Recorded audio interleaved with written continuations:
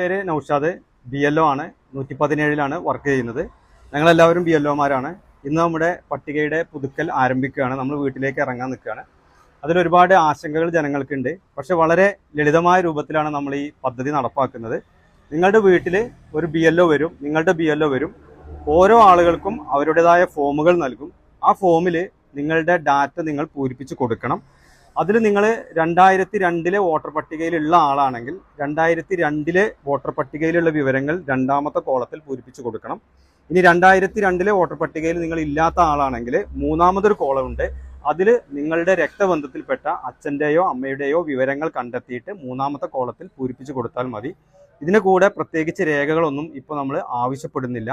അത് പിന്നീട് എപ്പോഴെങ്കിലും ആവശ്യപ്പെടുകയാണെങ്കിൽ മാത്രം സമർപ്പിച്ചാൽ മതി.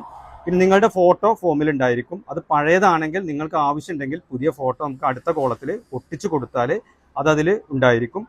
വിവാഹം കഴിഞ്ഞു വന്ന കുട്ടികളുടെ കാര്യത്തിലാണെങ്കിൽ അവരുടെ അച്ഛൻ്റെയോ അമ്മയുടെയോ, അതായത് അവരുടെ നാട്ടിൽ ഉള്ള അച്ഛൻ്റെയോ അമ്മയുടെയോ ഡീറ്റെയിൽസ് നമുക്ക് ഓൺലൈനായിട്ട് കളക്ട് ചെയ്യാൻ സാധിക്കും. ആ ക്രമ നമ്പറും ബൂത്ത് നമ്പറും ഇതിൽ എഴുതി കൊടുത്താൽ മതി. വീട്ടിലുള്ള ഏതെങ്കിലും ഒരു ബന്ധു ഒപ്പിട്ടുകൊണ്ട് എല്ലാ ഫോമുകളും BLOമാർക്ക് ഏതാനും ദിവസങ്ങൾക്കകം നിങ്ങൾ തിരിച്ചു കൊടുത്താൽ മാത്രം മതിയാകും. അത്രയും എളുപ്പത്തിൽ നമുക്ക് ഈ പ്രക്രിയ പൂർത്തീകരിക്കാൻ സാധിക്കും. പ്രവാസി വോട്ടർമാരുടെ കാര്യത്തിലും ആശങ്ക വേണ്ട. വീട്ടിലുള്ള ഏതെങ്കിലും ഒരു ബന്ധു ആ പ്രവാസിയുടെ ഈ ഫോം പൂരിപ്പിച്ച് നൽകി ആ ബന്ധുവിൻ്റെ ഒപ്പിട്ട് BLOയെ ഏൽപ്പിച്ചാൽ മതി. ആരെ ഒഴിവാക്കുകയോ അല്ലെങ്കിൽ ആരെങ്കിലും അനധികൃതമായിട്ട് ചേർക്കുകയോ ചെയ്യുകയല്ല ഇതിനകത്ത് ചെയ്യുന്നത്. വോട്ടർ പട്ടികകളുടെ ഇരട്ടിപ്പുകൾ അവസാനിപ്പിക്കുക എന്നത് മാത്രമാണ് ഇലക്ഷൻ കമ്മീഷൻ ഇതുകൊണ്ട് ഉദ്ദേശിക്കുന്നത്. അതുകൊണ്ട് തന്നെ നമ്മളുടെ വോട്ടർ പട്ടികകൾ നമുക്ക് വിലയിരുത്താം. പ്രസിദ്ധീകരിക്കുന്നതിന് ശേഷം നമുക്ക് അതിൻ്റെ കരട് വോട്ടർ പട്ടികയിലെ ഡീറ്റെയിൽസ് എല്ലാം നമുക്ക് കളക്ട് ചെയ്യാൻ നോക്കാൻ പറ്റും.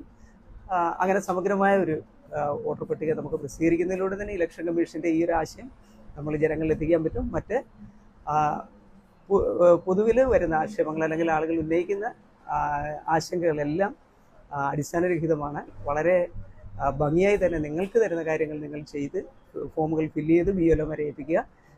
ബാക്കി വരുന്ന കാര്യങ്ങളെല്ലാം നിങ്ങൾ ഇലക്ഷൻ കമ്മീഷനെ വിശ്വസിക്കുക. ഇലക്ഷൻ കമ്മീഷനിൽ പ്രസിദ്ധീകരിക്കുന്ന കാര്യങ്ങളനുസരിച്ച് തന്നെ നമ്മളെല്ലാവരെയും, ജീവിച്ചിരിക്കുന്നവരും ഈ നാട്ടിലുള്ളവരുമായ എല്ലാ വോട്ടർമാരെയും നമുക്ക് ഈ ഒരു വോട്ടർ പട്ടികയിൽ ഉൾപ്പെടുത്തുവാനും വരുന്ന ഇലക്ഷനുകളിൽ അവരെയൊക്കെ സമ്മതിദാന അവകാശം ലഭിക്കുവാനുമുള്ള ഒരു സാഹചര്യം ഉണ്ടാകും.